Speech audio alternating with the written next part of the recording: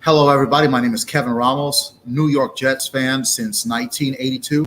And on this Monday, I want to talk about yesterday's brutal 20-17 loss to the Detroit Lions. The Jets are now on a big 3-game losing streak. They're now 7-7, and right now they are currently on the outside looking in as far as the AFC playoff picture. It looks like Baltimore is going to get one of the 3 playoff spots, wild card spots, I should say, as well as the Los Angeles Chargers. So it really comes down to that last playoff spot. And really you're looking at the New York Jets, the Miami Dolphins, the New England Patriots, and maybe even the Jacksonville Jaguars if the Jaguars are able to pull off a win against the Jets this Thursday. As far as the New York Jets game against Detroit goes, you have the Jets got that stop on 4th and 1. Unfortunately, the Jets couldn't get out of near their own end zone. It was a 3-and-out. Braden Mann, terrible punt, and then Detroit gets a punt return, makes it 7-0.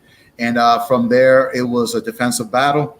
The Jets' running game was atrocious, and that starts with the offensive line. The offensive line was atrocious, both in the running and the passing game, even though Zach Wilson was able to throw for over 300 yards. But I'll get to him in a second. I've said many times the offensive line and the defensive line, though, that's the bread and butter of football. If neither side of those of the ball can dominate, you're going nowhere.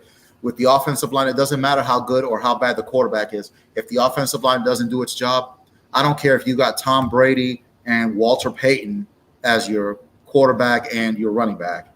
You can have Jerry Rice on one side, and you can have Lynn Swann or Michael Irvin or Randy Moss on the other side. If that offensive line isn't doing its job, the offense isn't going to move.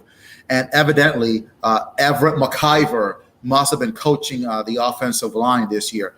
For all my Jets fans from back in the 90s, Everett McIver almost got Boomer Esiason killed back in the mid-90s against Buffalo. And this offensive line, they didn't necessarily get Zach Wilson almost killed like they almost did Mike White the week before, but they were atrocious. Zach Wilson did not play great. Again, fundamental flaws in his game. With that being said, I'm not going to blame Zach Wilson for the loss. Quite frankly, coaching is an issue. When Zach Wilson rolls out of the pocket, he plays great. When Zach Wilson is in the pocket, he's a disaster. Run some RPOs, run some plays for Zach Wilson to use his skill set. They're not doing that. That's part of the problem. So Detroit was stacking 8-9 in the box, and really the offense, except for a few spectacular plays there, really couldn't get going.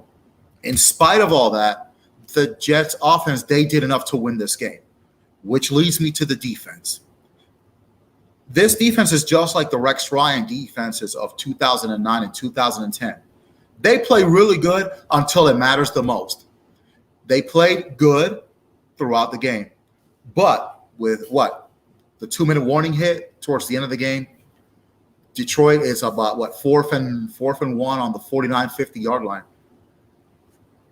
Some no-name Detroit Lions tight end goes out for a rollout. Jared Goff hits him. He scampers for a touchdown.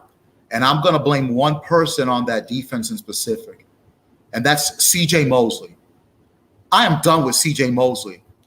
If that dude never plays for the New York Jets again, I'll be a happy camper, because this is the second week in a row that C.J. Mosley on 4th and short has cost us the game.